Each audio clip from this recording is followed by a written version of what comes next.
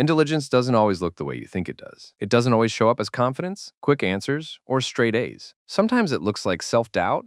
Sometimes it looks like a problem. Sometimes it looks like a personality flaw you've been trying to fix your whole life. Here are 5 signs that what you thought was a weakness is actually evidence of a sharper mind. Sign 1. You constantly doubt yourself. Here's one of the most well-documented findings in psychology. The less competent a person is, the more confident they tend to be. The more competent they are, the more they doubt themselves. This is the Dunning-Kruger effect discovered by psychologists David Dunning and Justin Kruger at Cornell University.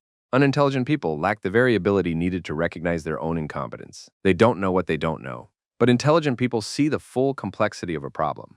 They know how much they're missing, so they question themselves constantly. Maybe I'm just not smart enough for this. That thought, the one you mistake for weakness, is actually your intelligence showing you the edges of your own understanding. Confident people are often just unaware of what they can't see. You see it. That's not a flaw. That's the difference. Sign 2, you overthink everything. Most people see overthinking as a problem. Science sees it differently.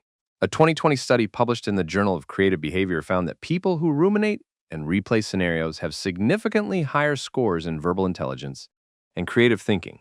Your brain doesn't let things go because it's still processing them. It's running simulations, testing outcomes, looking for angles others missed. It's exhausting, but it's also the same mechanism behind every great decision, creative breakthrough, and problem solved before it became a crisis. I need to stop overthinking everything. But what if the overthinking isn't the defect? What if it's the engine? Sign 3. You get bored easily. Boredom in intelligent people is not restlessness. It's a signal.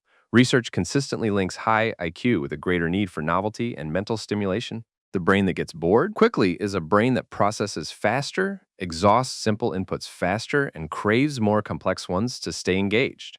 This is why highly intelligent people often struggle in rigid environments, repetitive jobs, or conversations that don't go anywhere. They're not difficult. Their brain is running at a speed the environment can't match. I can never stay interested in anything long enough.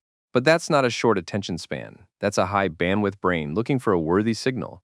Sign 4. You talk to yourself? Not out loud necessarily, though that works too.